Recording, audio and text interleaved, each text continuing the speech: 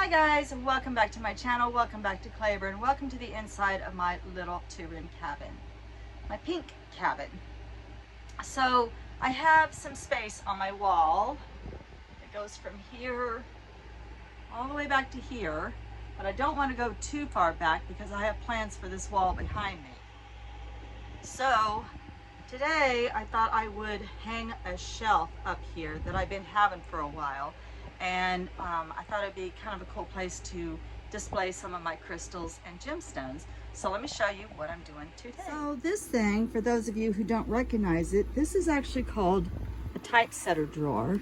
And I got it years ago at a vintage shop. And I always meant for it to hang, to display crystals. And it did hang for a while in my house in the city. It has little hangers on the back, as you can see. But it hasn't hung for 5 years because I just didn't have anywhere to put it, nor did I even know for sure if I was going to use it. But right now I have crystals setting everywhere. So let me show you where they're just kind of Mod Podged everywhere. So I have some crystals just sitting here randomly in front of my air conditioner, and some up here. And if you move over here, there are some crystals sitting here, and then I'll turn around. Over here on the wall I have some pretty decent displays of crystals. However, I did have a third box. This is glass, and my cats over in the other camper where my cats live, they knocked one of these off the wall and shattered the glass, and so all the little crystals that were in there no longer have a home.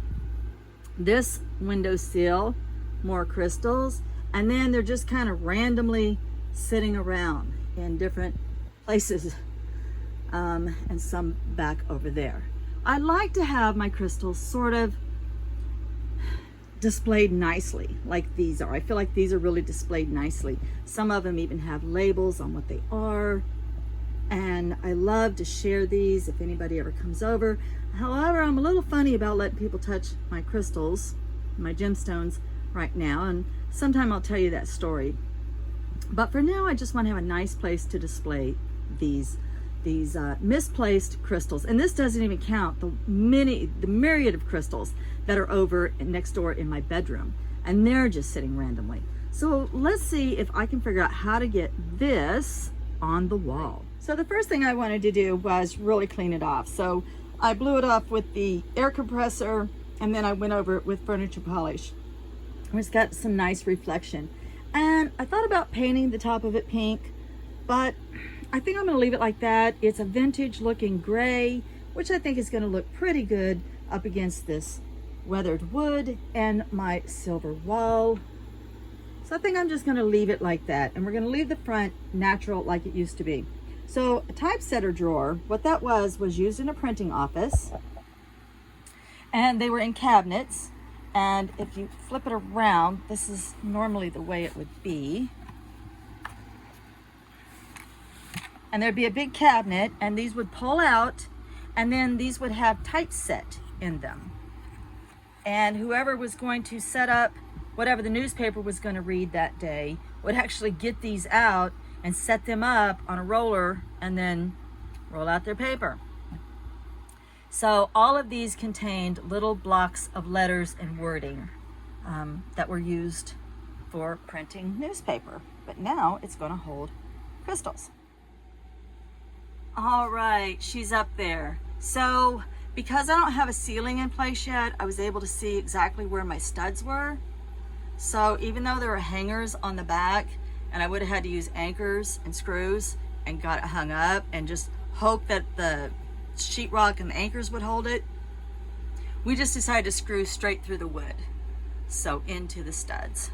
So that's what we did, and we just put 4 screws in it, about the same color as the wood, so they'll never be noticed. So now I can step back and look. I absolutely love it. We did level it from the bottom because the handle was on the top now, and now she's ready to fill. So I can go around and collect all of my crystals that I want to put in here. And while I was hanging it, I had a couple more ideas. So as you can see over here, I have this teeny tiny little teapot set. And I think in honor of my friend Willow, who's always displaying her blue, I forget, old willow teapots, tea sets. I'm gonna put that, somehow I'm gonna try to find little holes and put them up here. And then I have this really super cute little porcelain set. So I think if it'll fit, I'm gonna try to set that up there. And I had one more idea. And that was because, let me change hands. I wear these gemstone bracelets almost daily. So I thought, some of these were gifted to me by a wonderful friend. She knows who she is. I thought, what if I put little hooks right here, and after I get home from work or a day out and I want to take off my jewelry, my gemstone bracelets, why not hang them here as well? So now I'm going to go around and collect up some of the crystals and see if we can't fill this cute little one. At one time it was a typesetter drawer. It's vintage, it goes so well with my cabin, and we'll see if we can't find some treasures to fill these holes. All right, here's the end result. So I really love it. It's such a perfect shadow box, and it brings all of my little tiny stuff together in one spot. I love this. So as you can see, my gemstone bracelets get to hang under here now, so they get to be a part of this. And there's some really interesting little things in here, like some mini world things that I put together that really didn't have a place to set. And these cute little doggies, these belong to somebody very, very special to me, and one day she will inherit them back, but they are part of her childhood.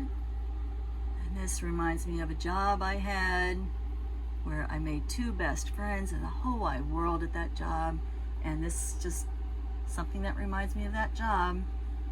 And really nice spot up above for some of the larger crystals. My worry stone, touchstone is there.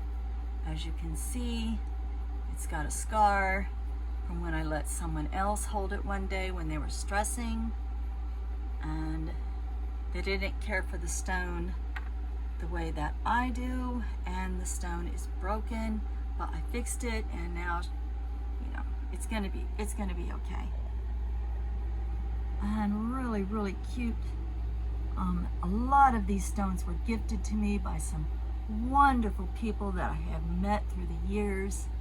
They've gifted me some amazing things.